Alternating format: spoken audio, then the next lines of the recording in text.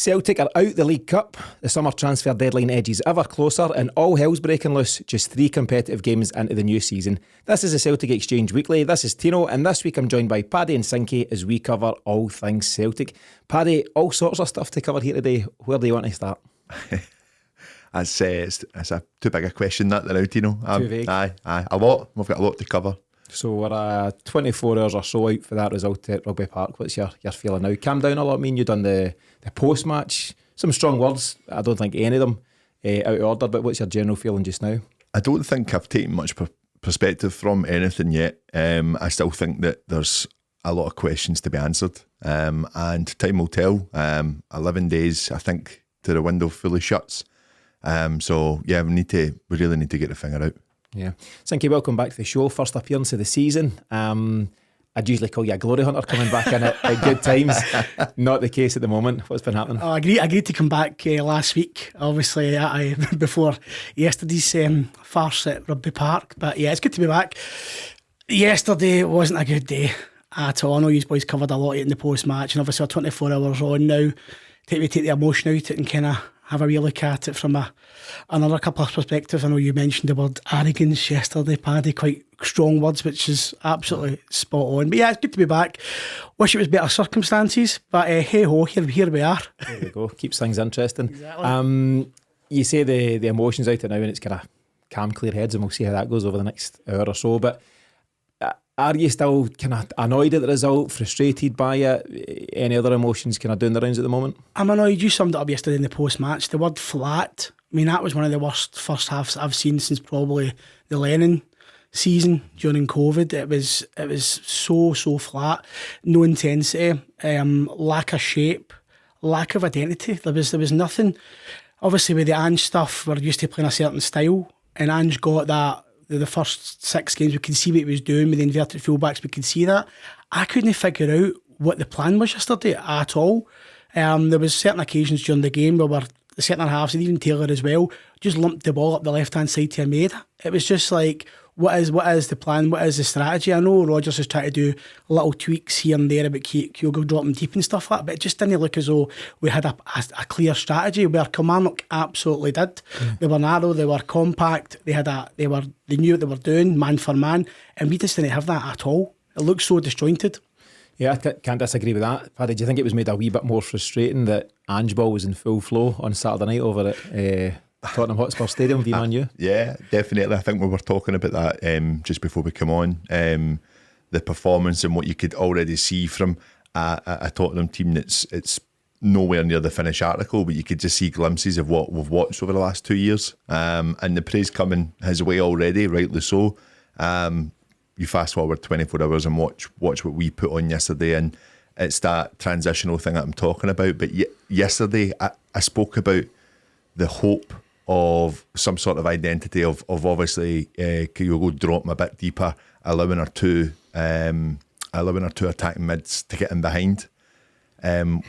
We left Callum McGregor extremely exposed yesterday because trying to do that, and that is credit to Kilmarnock. He's read the tactics after 2 games, Derek McInnes, and he's shut us off pretty easily. That's the worry for me.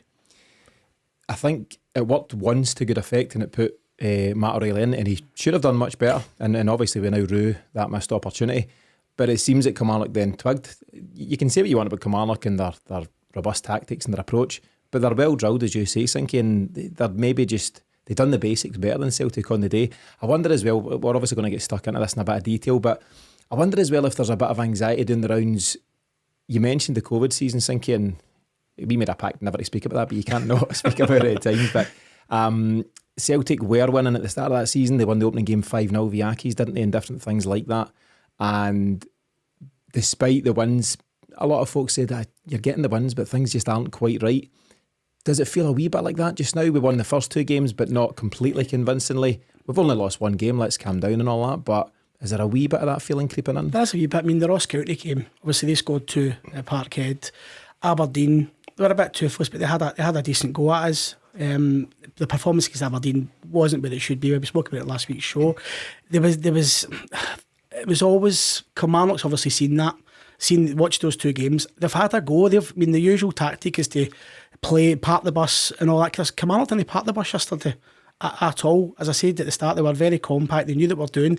They allowed they allowed the two centre halves to get the ball. Right, then they high pressed. Did you notice that? They had allowed it to, and then it went wide to Ralston, and they were on Ralston like a shot. The amount of times Ralston had to check back in himself or play it up the line. So, all credit to Kilmarnock. They knew what they were doing. They've obviously done their homework, but we were poor. I mean, even, I know we don't talk about the park, we mentioned that in the post-match yesterday as well. Kilmarnock as well have signed 10 players, 8 of which started yesterday. I know that there was a couple of boys making their debuts. You need to take all the excuses away. We should be able to put 11 players out there to beat a Kilmarnock side, regardless of the park, anything at all. So it just wasn't good enough. Don't worry, we'll rattle through the excuses at the top of the show and then we'll dismiss them. Get them all there out. are some excuses you can make your own call on how valid they are or not. I think there were strong rumours that you were up at Celtic Park during the COVID season chucking the fences about after that defeat by Ross County. Will you be back up again if we don't get this transfer window right? Is the fences still up? I don't know, but you can grab some of this fences. I'll get back up if they're still there. Yeah. Okay, let's take a look at what's coming up on this week's show. So first up, we'll play the blame game and assess who should take most responsibility as Celtic exit the League Cup at the first hurdle. Is it the manager? Is it the players? Is it the board? Or is it a combination of all three? Then, with the transfer deadline fast approaching, we'll look at what areas are an absolute must and if that's changed at all based on what we've seen over the first few games. Then it's time for this week's Path to Paradise as Sinky gets his first crack at identifying the career path of a well-known ex-Celt. And finally, we close out the show with our listener's question, which comes from one of our Celtic Exchange Plus subscribers this week and which is particularly relevant at this moment in time.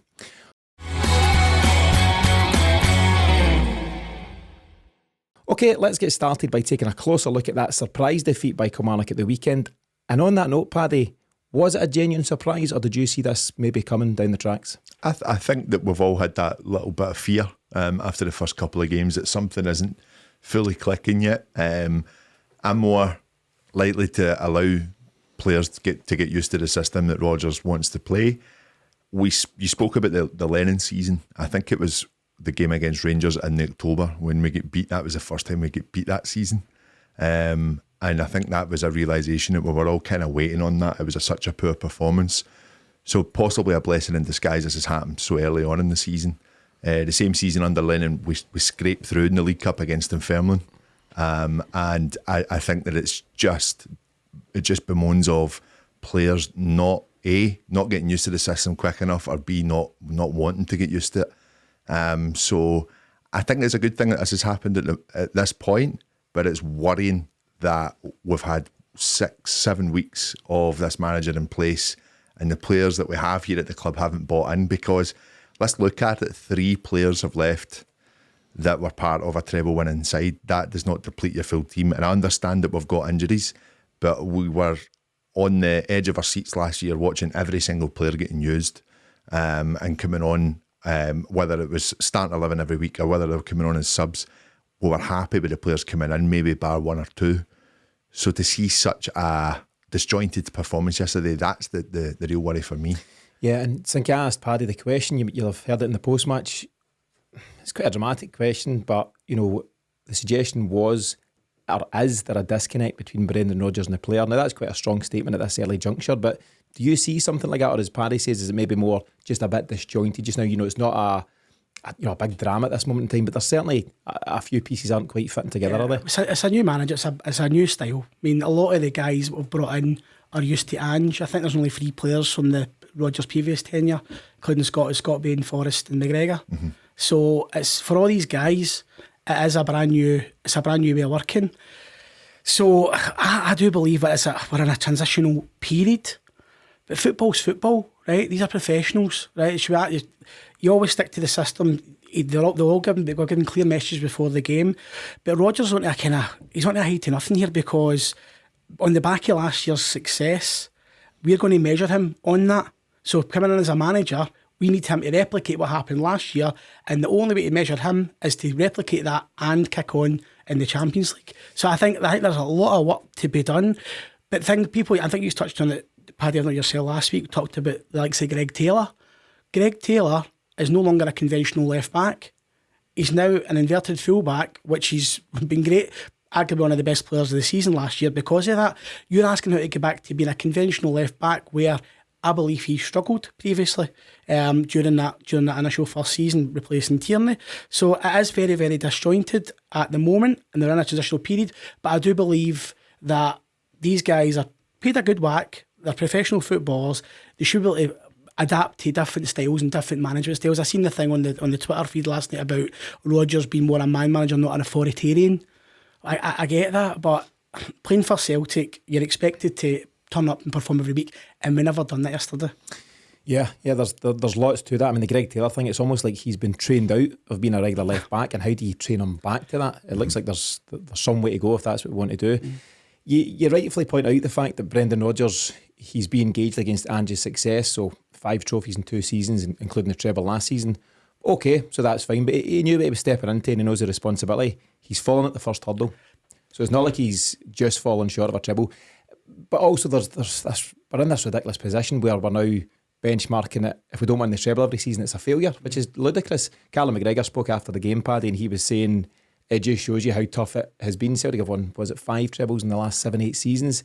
And I think at times it doesn't get the credit it deserves, because one slip, one bad day, and you can have a bad day at the office, that's life, but it shows you how tough it is to do what they've done so far. Of course it does, and I think it's a timely reminder to us as supporters of the achievements that we have brought in at this club over that time you've mentioned, Tino. I think the disappointing thing is that it wasn't just a 1-0 defeat where they've snatched and grabbed. We didn't look in the game at all. I think there was the Matt O'Reilly chance, and I think another shot on target, and I can't really remember much else from us. That's the most concerning bit, and I think this is where this worry is coming in from Celtic fans, because that is what is the true reminder of what happened at the beginning of that infamous season under Lennon. And I think that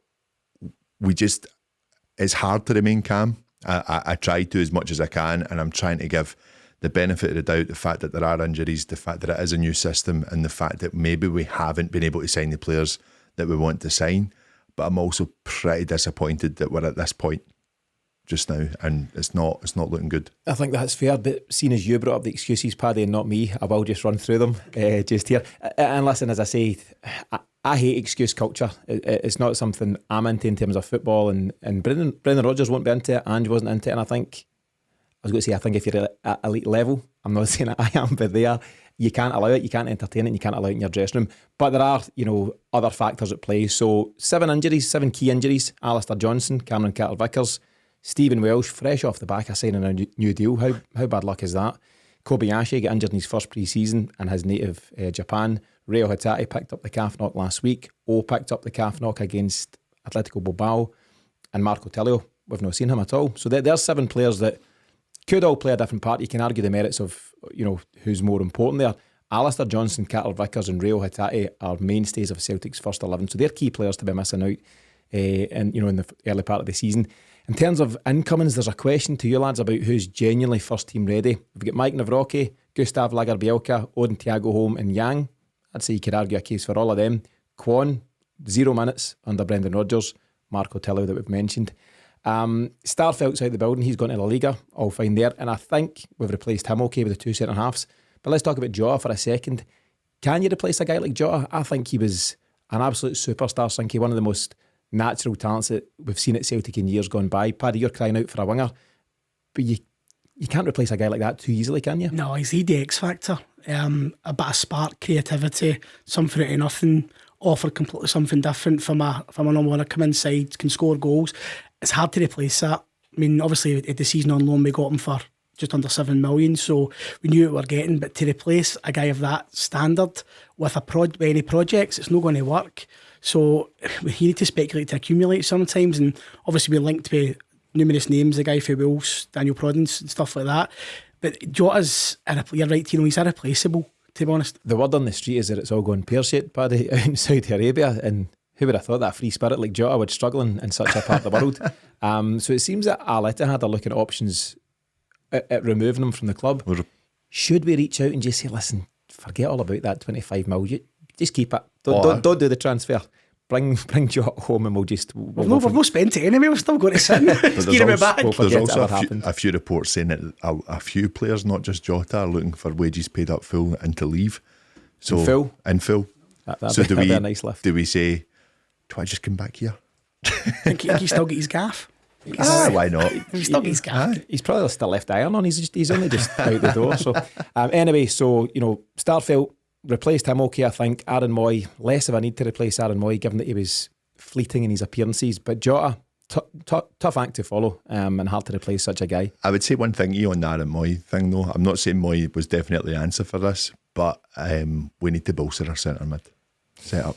We'll get to it. It's valid, and we'll get to that just a wee bit later in the piece. My last excuse, artificial surface, pitch been brought in, all that kind of stuff, but we can't go on about that. Celtic won 4-1 and 5-0 at Rugby Park last year. We know how to deal with the surface, or at least we should. Couple of things that can't go uncommented on. We were well beaten the day, that's fine. Greg Taylor getting elbowed in the mouth and then being off getting treated for said injury whilst the guy who does the elbowing sets up the goal. What's VAR for if it's not picking up guys getting elbowed in the head? And the penalty on Haksabanovic, Paddy, you and I covered it. It is a penalty. So it would have papered over the cracks, would have potentially stolen a draw and taken it to extra time. You can argue all that, but the rules of the game are there for a reason. So, what do you take of those two incidents? The Taylor one was a shocker, you're right, with total disadvantage with him playing with 11 as to 10 because he's took an elbow to the jaw on the side of the head. So that isn't ideal, and the penalty is an absolute stone wall. But the good thing is the VAR's get a little quicker. You noticed that? Yes, that was the quickest ever VAR decision in the history of Scottish football yesterday. Quicker when it suits. But listen, despite all of this, all this chat, and it is excuse kind of stuff, despite all of that, Celtic must be beating Kilmarnock at Rugby Park. And I was having a look, I put an article out earlier on today. There's 8 full internationals in the starting 11 from Sunday, 3 of which the 3 that aren't included in that are guys like, I think it's Lager, Bielka, Navrocki and Matt O'Reilly, who are all under 20/under 21 internationals, so they will become full internationals in due course. We beat Kelly 4 times last season, an aggregate score of 13-1, and just the excuses fall flat when you look at all those factors, Paddy. Just a really, really poor performances, and this is where I brought up yesterday in the post-match about arrogance. I think a lot of the starting 11, possibly those that haven't entirely bought into the system, still think that they've got enough about them to go and walk over a team, especially off Kilmarnock's standing. But they've got off to a brilliant start this season and they look very well organised against us. And if you're not up for the fight in those kind of games, you'll get found out pretty quickly. I think a few, I mentioned Dyson Maeda. Last week I said I loved the guy. I'll retract that, Dyson, if you don't get your finger out. Love on the rocks there, Paddy.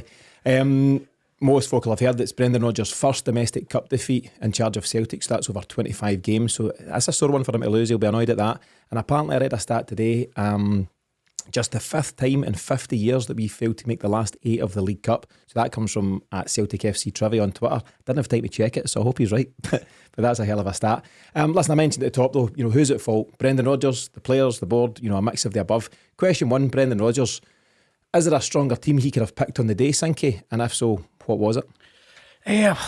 You could argue the fact maybe Yang after Aberdeen last week, but I think he's picked his strongest team with not much options on the bench to go at. I get back to what I said earlier, regardless of the team he picks, there was something missing, as Paddy's alluded to, like the heart and desire. It's interesting when we sign a player, sign any new player and they do the press conference, they come on and they talk about the Champions League and playing in front of 60,000, right? They sell them the dream. They don't mention they need to go to Kilmarnock and Livy. Do you know what I mean? Exactly, they don't tell them that. So but I'm sure Callum McGregor's and Rodgers gave them the message, listen, you need to be up for this. Derek McInnes's teams are notorious for their tactics and they dig in and they're hard to beat. We just weren't up for it yesterday at all. Yeah, Paddy, it's question 2 in relation to Rodgers. So question 1, could he have picked a stronger team? I don't think so. I think it's just about as strong as it gets. But, moving on from that, why does the team seem to lack intensity and identity, as Sinky said, desire, a bit of fight? They just look so passive at various times. Was it yourself or somebody mentioned the throw-ins, just as an example, how long it's taken to take throw-ins? I know that's just a small part of the game, but it reflects your intensity to get the ball into play and get things moving. And it's lacking badly at the moment. So I take you back to Rodgers' first spell and probably the last 18 months of it. A lot of the performances, we were very good at breaking teams down, but a lot of teams, when they caught onto it, were very good at defending against it. And I think that a lot comes back to the European games we would play in, allowing our defence to have the ball whilst every other channel is closed. And I seen a lot of that yesterday, and it just reminded me of what I'd watched before under Rodgers. That needs to change. That needs to move. It's what you mentioned, thinking about the centre-backs being allowed to have the ball. There's no threat when they get the ball, is there? There was zonal pressing. The minute we got to a certain area of the park, they pressed us straight away and put pressure on us. And you noticed that when we shelled it 3 or 4 times to Maida in the first half on the left-hand side, there was no other option apart from that big long shell on the left. So we played it there. We played it at Kilmarnock's hands. Yeah. They must have been like, this is great. They've obviously watched us, done their homework, and they've just took advantage of the situation. I've seen some folk on Twitter, and it's a suggestion I can't get on board with, basically saying, if it's not working for Rodgers, why doesn't he just go and start playing handball? And that's not how it works, is it? Managers come with an identity, rightly or wrongly. Every manager's got a way they want to play. Harry Redknapp will play a certain way, and Tony Pulis will play a certain way, and Jose Mourinho and all that kind of stuff. You can't just say, my system's not working. What was Ange doing? John Kennedy, what was Ange doing? Let's just do that. Football's not as simple as that, Paddy, is it? It's not. I get that it's quite an easy answer to give, though. I understand that it's what we've watched last year, the season before, 5 trophies out of 6, really strong. It was your Twitter account I took it from. That's why I'm asking the question. All right, okay. No. I think that it's an easy thing to say. There's so much more that goes with it. There will be points of this team that will want to revert back to how they were playing. Absolutely. And you've even heard Rodgers say he's given them that freedom to revert back to what they probably know of. He's not saying that it has to be rigid in his tactics every single performance.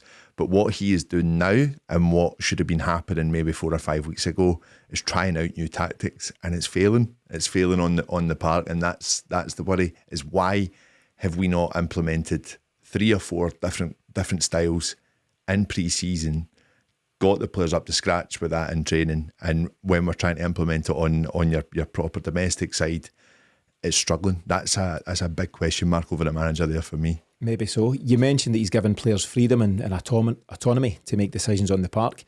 You can see that with Greg Taylor. He can't help himself. He just keeps landing in the midfield, and I get giving a bit of freedom. Set up a system, have a structure in place, and have that as a loose template, to play within.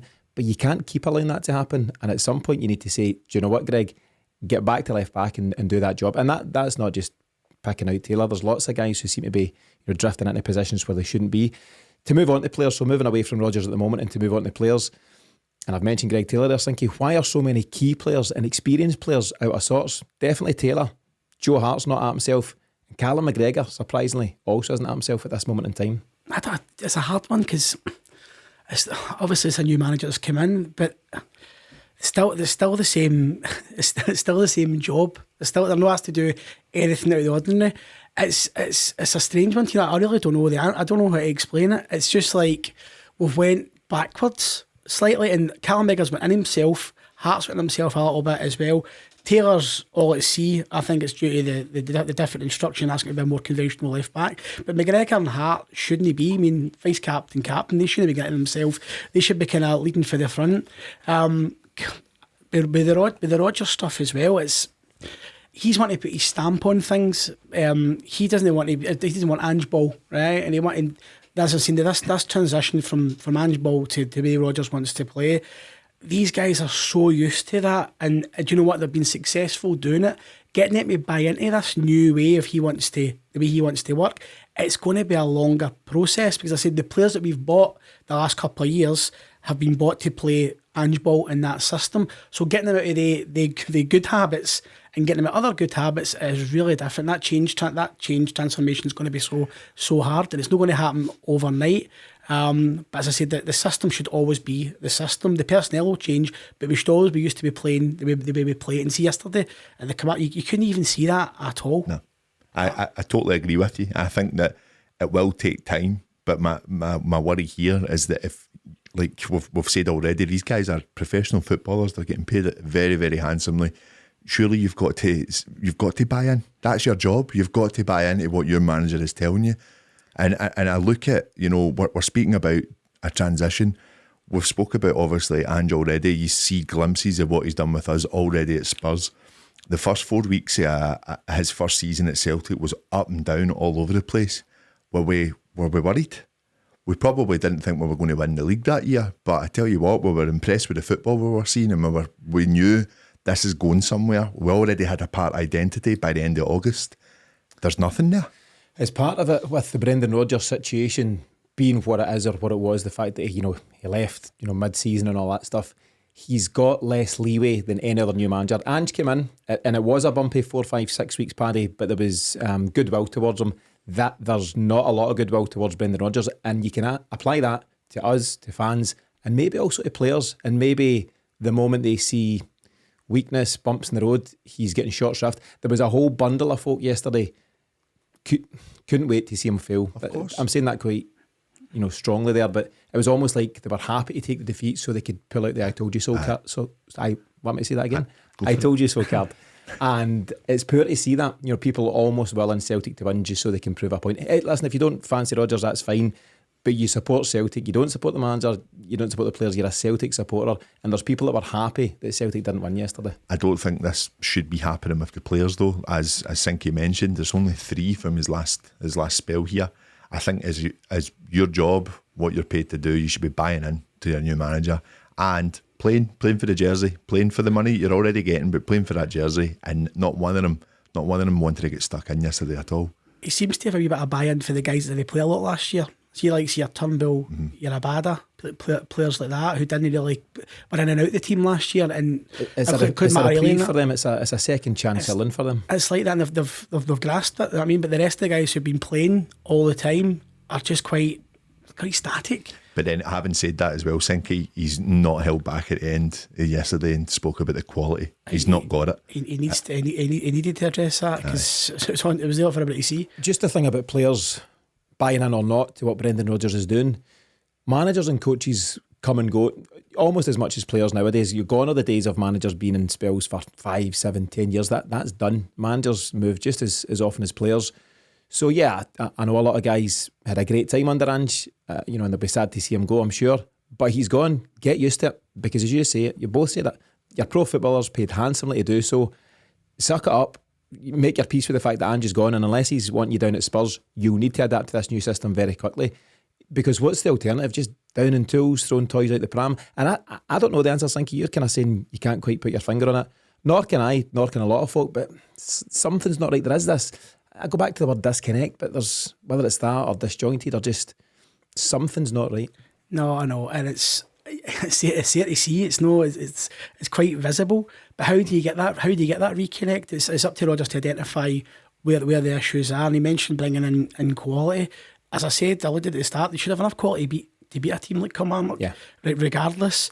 But there needs to be a bit of a shift change, and the guys need to buy in. I know with Ange, how we talked about it, I think Jota mentioned it last year or 2 years ago. It was the Real Betis game where it took them to kind of buy into what he was doing. It was all trial and error, failing at it, trying it, giving away silly goals.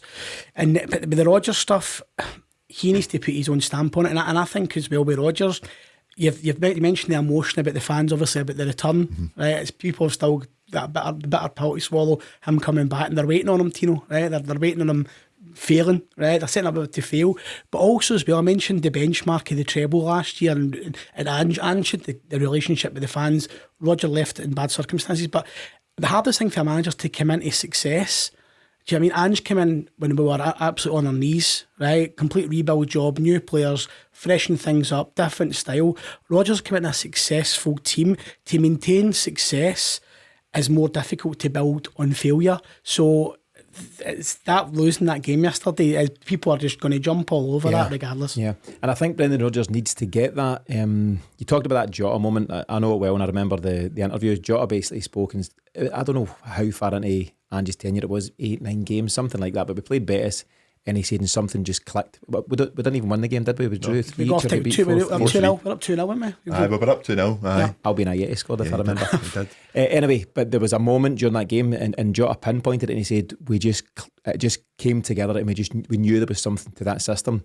Brendan Rodgers definitely hasn't had that validation moment within this current squad, and he needs it soon, because we're going to say a couple of tough games. We should be well capable of beating St Johnstone next weekend, but then you're at Ibrox the weekend after.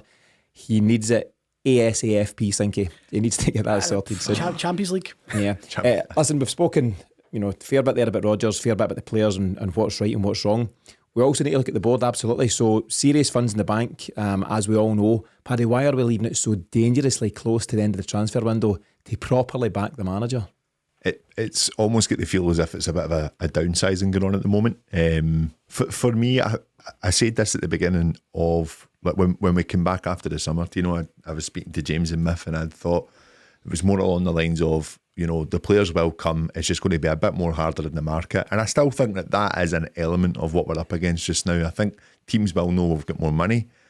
I think a big thing is that there's a lot of players sitting there watching who we go and sign, and a lot of Celtic players will be saying, well, hang on, if he's on that amount of wages, what am I on here? What am I getting? It's keeping the boat steady. This is where they earn their money. This is not for us to sit and worry about. This is for them to sit and worry about. This is their day to day. And the fact is, we're backing them every single season. We're paying for our season books. We're paying for monstrosity football tops. We're following them everywhere across Europe. We're following them everywhere around the country. And it just feels that when we take one step forward, we're taking 3 steps back at the moment. I genuinely thought that when Ange came in, and Ange seemed to single-handedly do quite a lot of the scouting work, the coaching work, all by himself, I thought that Michael Nicholson was possibly the guy to kind of take us into the next step. I'm not seeing that, and that's a worry. That really is. It is a worry, and they've got 10 days or so to prove us wrong, and we'd all be delighted if they'd done so. Paddy, am I being too kind to Michael Nicholson and the board by saying sometimes there's just factors out with your control here? Players and their agents playing hardball. We've talked about the Saudi element and what that's kind of done to European football in recent times. Am I being too kind to say, listen, that's just football. You can't just go and pluck players and decide that they're going to be your player and that's it? 4 weeks ago, I would have agreed with you. Looking at it now, we've really got to capitalise on what could be a lot of money made from gaining Champions League qualification next season and the seasons thereafter. The big worry is that our co-efficiency points are dropping this season, and we need to start winning games in Europe as well to hope that this props us up again, and moving into this new format and making sure that we've got teams ready that if we do have to play qualifiers, we're not relying on near beat on at centre half. Certainly not. But yeah, we're playing a dangerous game, aren't we? Thinking there's always the suggestion that when things like this happen, Celtic are reverting to type. Celtic aren't famed for building from a position of strength. We win things, we get success, and then we downsize, or we take the foot off the gas, or we stop backing the manager. We've had 2 years of phenomenal domestic success, at least. Europe's a different story, but 5 trophies in 6, and it certainly feels like that. And I'm more than willing to ride out the 10 days, however ropey that's going to feel, and then making a full judgment. But at this moment in time, as we're discussing it, does it feel like Celtic are downsizing, going back the way, Sutton mentioned it in a comment yesterday about we went backwards, and he's right to some degree. Rodgers spoke about every interview, he's asked about marquee signings quite a lot, and he said, we've got a model. The model's fine, but see, in the next 10 days, we need to have a good look at ourselves and see that model. It's fine when you're bringing in 2 or 3 projects, but you can't take the projects into a level like the Champions League and expect them to perform. They need to be integrated gradually over a season to see if they can live up to the expectations, thrive in the environment, and be coachable, as he alluded to in his comments the other day. But the model just now, it does work. The Moneyball model, it does work. But the next 10 days, we need to buy recognised quality. We've not replaced quality for quality, especially with Jota. We've replaced quality with quantity. I mean, don't get me wrong, some of the new boys can go straight into 2 centre halves. One of them will partner CCV. They'll 2 of them will fight it out to see who's going to be the next Carl Starfelt. So, but we really need to look at replacing quality for quality. And the next 10 days is pivotal. Signing another South Korean player that could be good, who's raw, who needs time to integrate. A new cut, it's no going to work. We need to, but some of the ones that I mentioned, obviously Scott McTominay's mentioned, Kieran Tierney's been mentioned. That's a pipe dream. Right, that's an absolute. I mean, that's fantasy land. I think Celtic in the next couple of days or the next week or 2 need to really get the finger out. And don't get me wrong, Michael Nicholson has done a great job, but as I say, sometimes it's like playing the old Football Manager. You send your scouts to Scandinavia, they discover a wonder kid, and you sign him, and you put him in the bench, and he becomes a great player over the course of that. We need to actually and you mentioned the wage structure and stuff like that, Paddy, we need to look at, we've put McGregor, we've put Kyogo on a decent salary, we've moved that salary up the way, we can afford to now get people close to that or even above it. I mean, if you're a player at Celtic and you bring in another player who you know is a quality player, you've seen them play, they're an international player and they're getting paid more money, that's just life. If you're better at a job, you're going to get paid more money for it. So I know it upsets the dressing room and stuff like that, but that's just life in general, not just football. And Paddy, the model's the model, but the model has to evolve, doesn't it? That can't just be what brought you success 2 years ago or even 12 months ago or even in the January window, albeit we didn't have much success. But, you can't just say, that was decent for a while, we'll just stick with that, for the foreseeable. You need to move with the times. Celtic are now in a different space than they were when Ange came in. We're now looking to target further success in Europe and to further develop the squad and what's going on. And we need to make changes. And surely we'll have learned from, for the most part, under Ange, we got players in early, we got players comfortable in the system, and we were prepared for these games ahead. We've got a huge game at Ibrox on the 3rd of September, and I think it'll be the 19th or 20th of September when we play our first Champions League game. We are ill prepared for those games at this moment in time. We are, and I even think players coming in before both those games are going to struggle to be up to speed with the way that we're wanting to play. We're hoping that the squad that we have at the moment is that little bit more convinced and a little bit more bought in to what Rodgers is wanting to play. And I think that the game in the third's a very, very difficult one now. I really do, and that's our own fault. Yeah, I was going to say, we've always moaned about playing the qualifiers and not getting our business done early. Now we've got a bit of time to do business, and we've not really sat in our hands. We've made the signings we've made, and based on our project signings. But as I say, we've having that time frame, right, and we've not used it to the advantage. We're getting to 10, 11 days now before the window shuts, and we've not done the correct business. Let's take it back to Brendan Rodgers just as we're starting to wrap up this section. So we've covered Rodgers, we've covered the players, we've covered the board, and they're all culpable, aren't they? All three areas, must do better across the board. But here's a question that's doing the rounds about Brendan Rodgers. The Brendan Rodgers that's come back here to Celtic Park second time around, are we getting some sort of Brendan Rodgers light, Paddy? Is it a sanitised version of himself? He doesn't seem the same, I don't know, almost... I quite like his kind of spikiness and his sharpness of character. Doesn't seem to be there just now, does it? And I wonder, is he playing down? Is he feeling a wee bit awkward about the way it's all played out? What do you think? Are we getting the full Brendan? I can see the full Brendan. I can see what you mean. I think he's definitely not as animated as he was the first time round, and I think that he will only do that when things are rosy. Behind the scenes, we all know what he can do. We all know what he can do. I think hearing that yesterday was just a stark reminder for a lot of fans as well that that's his first domestic cup defeat as a Celtic manager. He's an incredible coach. We need to support him because whether we like it or not, he's a Celtic manager, and I think that we're Celtic supporters. We need to get behind him. Our board need to get behind him, and our players need to get behind him. Otherwise, he'll be off to Saudi Arabia at some point. He might be.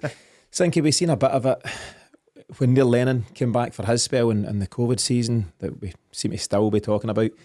But he also came back and said, do you know what, I'm a different manager, I'm more mellow, I've matured with age and all that stuff. And it didn't work. Just go and be who you are. Be the spiky character that got success. Be the guy that motivates guys and fires guys up and puts his heart on his sleeve and gets results through it. And I think at the moment Brendan Rodgers isn't fully being himself. Maybe, as I say, he feels awkward, shy, embarrassed, whatever. And he's got ego, but we're not seeing the ego. I want him to bring it back, to be honest with you, because I think we're getting this diet version and I don't like it. Last question as we do move on from this section. As all of this, let's look at the bigger picture. It's one defeat in 3 games. It's League Cup. I'd rather lose a League Cup game than a league game and whatever else. But is this all just early season stuff as we get used to a new manager and a new style of play, and do we all just need to calm the down? Is that where we're at? Well, I would say so. Aye, we're very early days. I mean, what happens in the next week or two will potentially define our season, but the injuries haven't helped. Let's be honest about it. The injuries, bringing in new players, adapting to a new style. I do believe Rodgers is the right man for the job. I've not got any qualms about admitting that at all. It's going to take time, right? But as I said to you, the Celtic fans, right, and so he's not going to get the same he's not got the same amount of credit in the bank than Ange had coming in after Lennon. So we wanted him to hit the ground running. It's no happened. Sketchy performance against Aberdeen. The result masked the performance somewhat. Ross County wasn't the greatest in the second half, but it is early days, and to define the season after one defeat in the League Cup is a bit harsh. So I'm sure we'll be sitting here in May going, "Oh, great season, whatever it is." But nah, in one game, one defeat, I can't go in too hard. I know we've went in hard, players bored a lot, the full shebang. But you can't. You just need to kind of ride it out. We've got good players to come back, and a lot of good players, and I'm hoping that we get our finger out and make some good signings. Yeah, sounds like you're apologising after the fact there. I think you've slated everybody, and it's no, listen, you've got to keep it half positive. That's glass is half full, kind exactly. But listen, I saw one at Kilmarnock on Sunday, no doubt, but some early season warning signs that we definitely need to address. And as we mentioned, it could be a season defining 10 days or so ahead as we head into the closing days of the transfer market. As we've seen on the last day of the summer transfer window in 2021, it is possible to get quality at a late stage in the game, as Celtic brought in a centre half, a striker and a winger in the shape of Carter Vickers, Georges Giakoumakis and Jota. But Sinky, based on what you've seen so far of this season, what's now your new priorities as we head into these closing days of the window? Left back, definitely left back, and a striker. A big Gigi, I would have bit your hand off to get him back playing Rodgers style. Obviously we're missing but I'd say a centre forward. I usually have talked about it in the show the last few weeks. A left back, a conventional left back, and a centre forward, and someone like a kind of Aaron Moy type, that ball retainer, someone who just sits and passes the ball side to side and keeps it simple. We need that. So 3 positions for me: centre forward, defensive centre mid, and a left back. I'm 100% with you on left back and striker. They're my absolute musts, Paddy. If we could only get 2 guys in, for me it's got to be those 2. You've leaned towards a midfielder recently, haven't you? And I've seen a lot of clamour for that, last night and beyond after the result. What kind of midfielder do you think we need? Just kind of an enforcer, really. Someone that's going to be box to box. And I get the kind of game that we're trying to play with bringing our 2 attacking mids up a bit further. But that player that's kind of going to be hanging back there is under a lot of pressure. We need someone that's going to run box to box for 90 minutes, enough energy to support what we're trying to do with that transition. Almost, and I'm not saying that we're going to do this all the time, but almost the way Ange had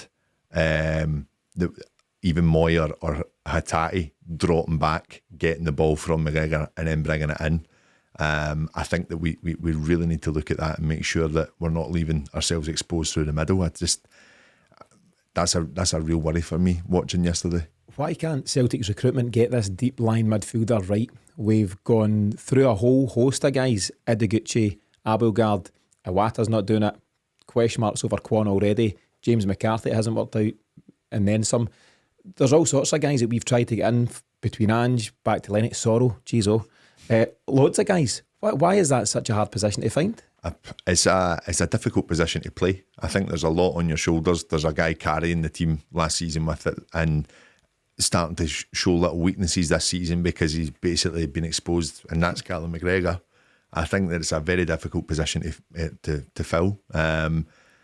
This is again where these guys make their money. It's not for me to answer that question. That's true. I'm sorry for asking. It's all right. Sinky, is it harsh to put anything on Callum McGregor? You're too heavily at this moment in time. He's not had a great start to the season.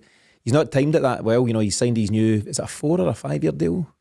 It's not a great time to then dip, particularly when a new manager comes in, but to give him and others leeway. Dip's in form are part of football, so is that all it is? Or is Callum McGregor, who turned 30 in the summer, starting to show a wee bit of signs that that can happen? He's played near enough every minute, every game for the last 3-4 years, so I wouldn't say it's taking its toll, but it's just a dip in form for him. He'll come good. I actually don't. I'm hoping Taylor comes good as well, but McGregor's been a standout performer, not just for us, for Scotland as well. I've not got any. Honestly, I think he'll really, really have a dip in form. Take a look at yourself. He's the kind of guy that would probably take a lot out of that yesterday and look at his own performance and what he can improve on and kick on again. Where do you think we're going to see the best of him, Paddy? Do you think he's going to become more advanced? Will he become one of those 2 higher midfielders that get on the end of the Kyogo through balls and the creative stuff up top? If the right players come in, I don't think they'll be too adventurous and try that just now. After yesterday's result, I've spoke a lot about Joe Hart in the sense of, he needs a settled backline in front of him. I don't think it's too different to say that Callum McGregor needs to know who he's playing alongside as well, and needs to know them inside out too. I think yesterday what we were noticing was maybe 2 or 3 more extra touches to see if he trusted the pass he was going to play. And I've not seen that from McGregor before, but that comes from knowing your midfield, knowing who you've got coming up at the sides, whether it be Greg Taylor or Ralston, and you need to trust him. I didn't see that from him yesterday. You mentioned Joe Hart, and he's on the list. Can we get away, Sinky, with, and if that's the right word, can we get away with one more season of Joe Hart? Yes, I think we can. I know people are screaming out, and everyone I've spoke to, they're dying for a replacement. I think we'll get one more season out of him, and then it's time for definite change. Maybe identify someone in January. There's mention, obviously, the Croatia goalkeeper for forever. That speculation's going on forever. I think we'll get one more season out of Hart. I mean, I like Carrick. He's great for the dressing room. He came along at the right time for us, and vice versa. I think we'll get one more year out of him. I like him a lot as well, and I think he's got a huge part to play. But what I'm annoyed at, Paddy, is that Celtic is a club under Brendan Rodgers now. They've let it get to a stage where he's got next to no competition. None of the two of those lads, Bain and Siegrist, are chapping the door at all, are they? And even I suggested that one of those two might have got a game in the League Cup on Sunday. They're nowhere near it. They're not chapping the door. I'm sure they're good professionals, and apparently Scott Bain's a great laugh, which is fantastic, right? But they've got to bring more to the party, haven't they? They've got to, competition makes everybody better. And if they're not better than Joe Hart, that's fine, but can they put pressure on him and breathe down his neck and let it be known that if he makes one more mistake, they're going to come in? And we don't have a good competitive situation at the back there. We don't, and I think the reason for that is because we're giving the respect to Joe Hart that he's going to have another, probably one final season with us as number one. I don't like that. I think that I've said I think I said since January that we should be looking at a goalkeeper this summer. I think we need to keep everyone on their toes in every single position, and it doesn't change when it comes to a goalkeeper. I get it domestically, I think we can take the risk, but in Europe, I mean, it showed last season against Leverkusen, albeit he put it down to the tactics, but at the end of the day, we need someone who is going to be able to play the way we want to play, and I think that he came at the right time. I would thank him for everything that he's done, but I think we need to be a bit more ruthless as a football club with certain players. It's kind of the same where we're obviously seeing a lot of people after 2 or 3 weeks speaking about Turnbull coming into the team. For me, these are guys that could not make the grade at all last season, and all of a sudden they're starters. We were crying out for an increase in the level last season after the Champions League campaign, and we've sat in our hands. That's a big worry. Yeah, so far we've definitely not had that increase, no doubt. There's a few rumours doing the rounds. Sinky mentioned Daniel Prodence at Wolves. He's well out the picture there, but he's a £12 million footballer, so I don't know how realistic that is. Kieran Tierney, unrealistic again for me. There is a fella, I think it's Matthias Kvitsgarden, a 21-year-old striker at Brøndby. He seems to be making some headlines, but not a lot of rumours, and to an extent I'm okay with that, because Celtic have been good at keeping their business quiet and under wraps, and then they just spring it on you when they make the announcement. So the real big hope has got to be that there's so much going on behind the scenes that we're not aware of, and that this week alone, we're recording here on Monday night, but that this week and the early part of next week we start to see some proper arrivals. But as we start to wrap up this section, I'm just going to ask you both for one position. You can have one player, one position you can prioritise. I'll come to you first, Paddy. Who do you take? A winger. A winger, a Jota style winger, a Maverick. Go for Jota. If he's going to leave, try and get him back. If not, I wouldn't mind if we spent a little bit extra on Podence. I think that impressed me any time. I remember watching him with Olympiacos. He looked pretty decent. So you'd push the boat out for that star quality on the wing. You have to. You have to. We're missing a spark, aren't we? We've said that between some of our recordings and articles in recent days. We are missing the Jota spark that he brings in. Kyogo can only do so much, and Kyogo gets definite pass marks for Sunday, I think, and one of very few, but we're missing that creative spark. We are, and I don't think it's any worry for someone like Podence as well, in terms of how we're getting him from Wolves. He's been a regular player for them the last 3 seasons. It's only because he's in the final year of his contract, and I think they're struggling a bit for money. So I think that's why they're trying to get something for him this summer. Okay, so a winger for Paddy. Sinky, what's your priority? Striker. centre forward. Obviously, with all being injured, Kyogo carrying the can. Eden happens to, he puts himself about for being such a slight guy. He does. To him to go to January the foot being injured is a bit of a hard ask. And Maeda through the middle just gives me heart palpitations after that one in Aberdeen. So definitely a striker for me, Tino. Yeah, it's a left back for me. I just think if you can get somebody solid in there and close the door, you imagine Alistair Johnson, Carter Vickers, one of Lager Bielka, and Nawrocki, and a really good left back. That's a solid back four, and if you close the door at the back, you've got every chance at every level of football, and I think that's something we need to prioritise. But whatever we do in the coming days, as Brendan Rodgers said in his interview, what have we got here? Hello, Moto. Zinky's phone, unbelievable. Aye, make that your last. Works, call me. Okay. So anyway, as I'm saying, it can't just be numbers for numbers' sake. It just can't be bodies just for the sake of getting figures in the door. Rodgers has said it has to be quality. We cannot go back, Paddy, to those days of Jeremy Toljan and Timothy Weah that you mentioned, and Oliver Burke. If you think Maeda gives you the heebie-jeebies, all of those guys. See, he came on for Werder Bremen against Bayern Munich the other day. Who did? Oliver Burke. What an agent. Oh, his agent is an absolute genius of a man, his agent. But whatever we bring in, it must be quality. So let's see what Celtic do over the next 10 days or so.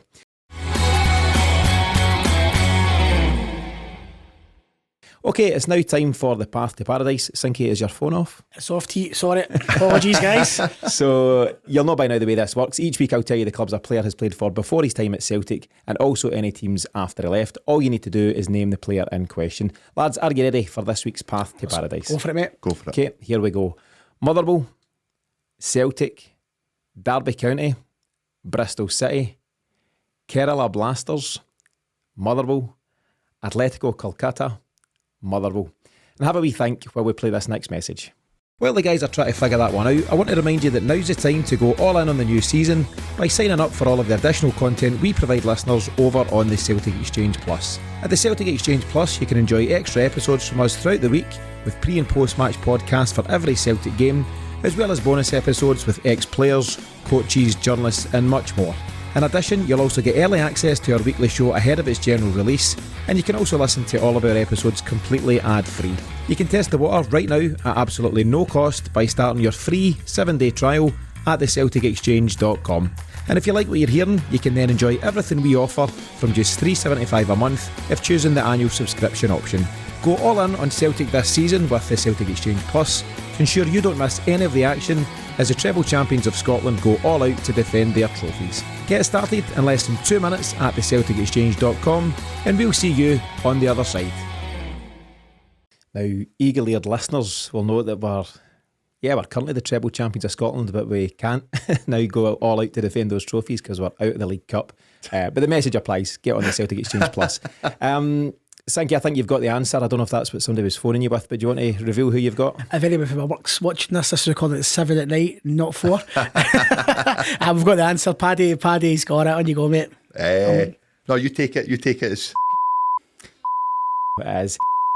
I think I'm going to change the format to be discussed. I like the Path to Paradise, but it's just a wee bit too easy, I think, and it's hard to make it hard without going to Betty Peacock's, Pathway to Paradise and stuff like that. So I'll maybe mix that up in the weeks ahead. But so far so good for you lads. What we'll do, we'll post a graphic for this week's Path to Paradise on Twitter and Instagram on Tuesday morning. So if you want to have a guess, let us know there and we'll reveal the answer a bit later on.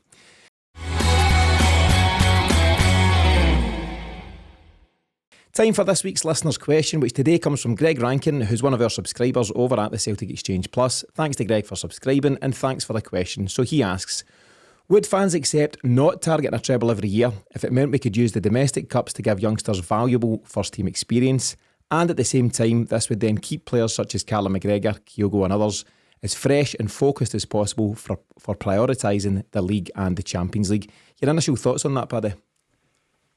I get the idea of the model. I think that it's pretty much in use all the time down south, with the majority of the bigger teams there. The worrying thing is, and I understand that we need these players to come and develop, but there hasn't been really any players of real note that are knocking on the doors at the moment. And if they are knocking on the door, there's a bigger team snooping around them and getting them. We look at Ben Doak, we look at Liam Morrison going over to Bayern Munich. I think that we we did kind of try and do that under Lennon for a little bit. I even seen it little bits from Dyla trying it as well, and it just seemed to go out the door really with Rodgers and Ange. I don't think you should expect those games. For me, I think you take the chances to go out and loan. You learn at different divisions. I understand that the lower leagues of Scottish football, League 1, League 2, aren't a great quality. I know the Championship's got a lot better lately. But for me, I think you really earn that. I don't think you expect that. As a young player, a young player, you earn your starting place. You earn your chance to train with the first team. And yes, it's very hard at Celtic. I totally understand that. We are in such a precarious position that we want to win trophies, but this is football. This is why we do that. It's not a case of waiting to see if these young guys will come good. Yeah. So it's a no for me. Thinking from a manager's point of view, a coach's point of view, you're damned if you do, damned if you don't. Just say you go down this route. It's all good in theory, but then people pay their money. You say you go up to Ross County and you've got a team full of kids to watch there, and you can beat 1-0. How much are you into the system then? You might buy into it when it's put down on paper or asked that question on a forum like this, but the reality is, every time you go and support your team, every time you switch on the telly to support your team or anything like that, you want them to win, and it's just a cutthroat environment at Celtic. I like it as a theory, but I'm just not sure how I'd feel about it when the reality comes to play. No, that's a good question. It does work in England, as Paddy says, when they play lesser opposition or even similar opposition. They kind of have a gentleman's agreement to play their young boys or people that's not a lot of game time within their squad. At Celtic, you're right. You're damned if you do. They wouldn't accept. They wouldn't accept that, and it's great to see young players come through, and like your Taneys, your McGregors, your Forrests and stuff like that. But I think we're at a point now where the expectation of the fans is to win every game, has always been, and win every trophy we're involved in, and they run the risk. I mean, look, if you look at the Kilmarnock game, for example, you would say they were lesser opposition. You could play a young kid down there, but it's not like that in the real world, especially not at Celtic. No. Our chances are few and far between. I mean, there's talk about young Vata been losing him potentially as well, and we've tried to integrate him a couple of times. He's had a bit of a game time pre-season and in the last season as well. I think it's just a difficult one for a manager of Celtic, where you're expected to win all the time, and we've been in positions before where we've managed to win the league with maybe 4 or 5 games to go. We've not even integrated young players after the league's done, and just to be still play players that maybe not a game time that are on the wage bill, we would still never integrate a young player. So it's difficult, and that's probably why the kind of B team model works. Obviously in the Lowland League, we use that now to kind of breed our young players and get them game time and get them roughed up for the real world. But we've not really seen anyone come through out of that model much at all. It's so difficult. See if you look at Celtic's end of season league fixtures. So Celtic won an historic 8th treble in the season past there, and in one of the final games we get beat, was it 4-2 off Hibs, and it was an absolute disaster, quote unquote. Oh, that's a disgrace and all that stuff, and we lost at Ibrox, a disgrace. Doesn't matter in the bigger picture. But you're right, fans wouldn't have accepted the kids playing that day. We get beat at Rugby Park on Sunday there, an absolute disaster. And you imagine, had we played the kids as well, what are we doing playing the kids? Disgrace. So it'd have been great for Rocco Vata or kids of his nature or the sub goalie to get a game, but you're on a hiding to nothing as a coach if you take that approach. But the challenge back, Paddy, and I don't have the answer, I don't know if anyone's got the answer, where if not these games do these kids get a chance to prove themselves? The Lowland League is not the level. With all respect, that there's some decent sides there, but you're also playing against some real average teams, and I don't think it's a great grounding for the B team lads. I like the fact that Ben Summers is going to Dunfermline, Championship, good level. He'll be well coached there. I think it's at James McPake, and I think it's a good level in general. Bosun Lawal is going to League 1 in England, which is a decent standard under Bruni. And I think loan moves of that are good ideas, but the B system and the current structure and what they're doing, the bottom line is, the proof is in the pudding. Who's the latest kid to come through? And guys, I've got a wee bit of first team action. Ben Doak's a bit of an outlier. Karamoko Dembele flirted with being a success at Celtic. But the names you mentioned, Sinky, Tierney, McGregor, Forrest, Tony Ralston and Welsh, maybe a bit lesser extent. There's no superstars coming through at Celtic, and that's a concern. It is a concern. I think you kind of hit the nail on the head, though. It's as a coach, it's a very difficult one. But as supporters, and this is no disrespect to the rest of the league, it's a tough slog sometimes watching that full season. It really is. So when we get our dates at Hampden, when we get a semi-final or a final, it's an occasion It's what we pay our money for. It's what we celebrate with. What the league need to look at, what the league have been flirting with for quite a while, but just don't really have a final answer in, is a bit of a restructuring of the Scottish football pyramid. And for me, I think the investment from all teams needs to be put back in to the youth setups and allowing for a reserves league to kick back in again. I think that the Colts standard isn't going to do anything. These younger guys playing against each other, good players that are on the brink of something. I think back to the reserve leagues under Martin O'Neill and the amount of young players that were in and out the team under O'Neill because they were doing well at a good level. But what they used, and I always just remember this, was with Paul Lambert in his final kind of 4 or 5 months at the club, was in and out the reserve side, helping them, but playing the game and showing them this is what you can do. So regulations of that type, maybe 2 or 3 of your first team or your senior team can come into that setup as well. Something like that should be brought back, but there's just not enough money in the league to do it. That's the worry, and that's the issue. I'd agree with you, because the stuff that some of these players must learn, and in the past must have learnt from playing against real experienced competitors, guys who are maybe themselves coming at the top end of their career but have got so much to offer. At the moment, the B team will go and play, I don't know, is it Civil Service Strollers and Stirling Uni and East Kilbride and all those teams, and for a start they're just playing amongst their own age group. So it's a team of 18 and 19-year-old kids. Where's the guy in that dressing room to go and lead them and say, do you know what, when you're up against it, you need to do this or you need to do that, or show a bit of savvy? They don't have that within their own dressing room, let alone, in the players that they're playing against. They're playing against part-time players, almost exclusively. So I don't know the answer. I mean, a final question on this, but I think, you've kind of given your answer away, is if all Celtic won was the league for the next, 3, 5, 6, 7 seasons, but no domestic cups and maybe a bit of progress in Europe as well into the mix, would you be happy with that? No. I like my trophy early, League Cup, and I like my day out in May. I know. I'm not getting it this year, but that's what we like. We like a trophy early, and we like our day out in May, and obviously the league's the priority. But just to touch on it quickly, the likes here, Ben Dokes and your Liam Morrison, they wouldn't have mattered if they'd played 5 or 6 first team games. When Liverpool come calling and Bayern Munich come calling, you're off regardless. There's definitely that in terms of the stature of those clubs. Liverpool, Bayern Munich, Man City, they've all taken players off Celtic in recent times. The thing that grates with Rocco Vata's situation, it seems that agents have gotten in his head. He signed with CAA Base, which is Ange's agency, Son and various other big hitters, and they've clearly said you only sign or change agents when you're looking to aggravate a move, generally speaking. So I think he's got a year left of his deal, but it sounds like he's been advised to not take that deal.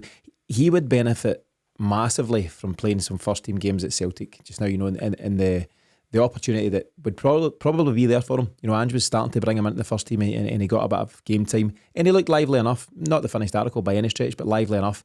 Now, I really hope I'm wrong, but you can see Rocco Vata joining the conveyor belt of kids that leave Celtic for what they think is better and just drift into obscurity. And there's every chance that could, I hope it doesn't, but there's every chance that could happen to someone like him. Listen, it's a great question. Thanks to Greg for sending it in. And thanks to him and all the others who have signed up at the Celtic Exchange Plus, of course, for the season ahead. If you want to submit a question of your own for a future episode, you can do so in a few different ways. Tweet us at Celtic Exchange. Email me directly on tino@thecelticexchange.com. Or if you want to actually hear yourself on the show, you can leave the question as a voice clip on speakpipe.com/Celtic Exchange. Just a few different bits of news as we start to wrap things up for this week, lads. So we've barely touched on it, but Stephen Welsh signed a new deal until 2027. Great news for him. And then, as I say, he gets injured immediately. I hope it's not just to tick the box for the home player or the home ground players, Paddy. What's the term I'm looking for? Homegrown players. I hope there's more to it. I hope he's not just getting signed to tick a box. I hope they see something in him. But good news for Stephen Welsh. He must be doing something well behind the scenes. Great news for Stephen Welsh. Good news for you? Less so. I hope he's got something to offer. I really do, and I hope he kicks on. Sinky, aside from everything else, we play St Johnstone on Saturday at Celtic Park. It's a 3 o'clock kickoff.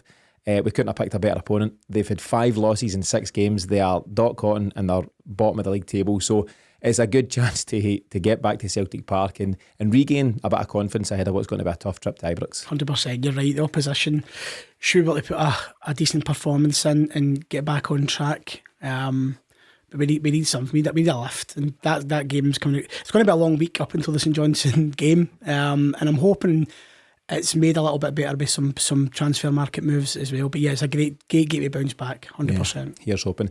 Paddy, your final comments as we wrap up what's been a pretty busy show. Yeah, I agree. I think it's going to be a long week. I think a long couple of weeks for us. I'm hopeful that we're working behind the scenes and getting what players we require in the door. I think all injuries back were still light. So that needs to be answered before the window closes. It's not all worry, I know that, but it's this result has possibly came at a good time. You might be right, it's a fair comment. Sinky, good to have you back on the show. Any final comments yourself as we wrap things up? Pretty much the same as Paddy. It's good to be back. Thanks for having me. Don't know if we'll be back after the the phone got off, but no, a disciplinary for you. I know, I've got my first fine of the season, first game back. The Kilmarnock, I mean, it's very hard to take the positives out of the result. If you're going to get a result like that, it's better to come early in the season. I see you learn a lot from a defeat. So it might not be the worst, but it's clear to see that there's still a lot of work to be done behind the scenes in terms of getting it together, the cohesion between the players, the instructions, the system, the intensity. There's lots of stuff to come out of that performance yesterday, and hopefully we can build on that and look at that back and go, listen, this is where we need to be. But as I said, we need some signings in the door, some quality signings. Yeah, but here's hoping Kilmarnock could be a blessing in disguise. So that wraps things up on this latest episode of the Celtic Exchange Weekly. Thanks to Paddy and Sinky for joining me today, and as always, our thanks to you for tuning in. We'll be back with the Celtic Exchange Weekly this time next week, or if you want even more from us, then visit thecelticexchange.com to enjoy all the extra content we offer at the Celtic Exchange Plus. Once you've done so, you'll be able to hear from us again on Friday as we bring you the match preview for Saturday's league game with St Johnstone. But till then, thanks for listening, and we'll see you again very soon.